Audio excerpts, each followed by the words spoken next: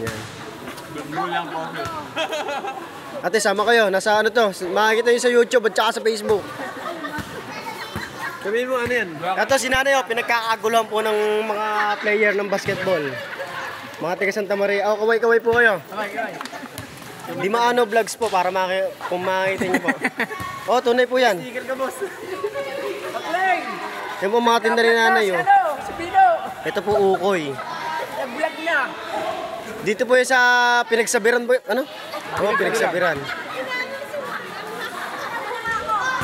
Ito lang masasabi mo. Sarap. Oh, masarap. Ikaw, pre.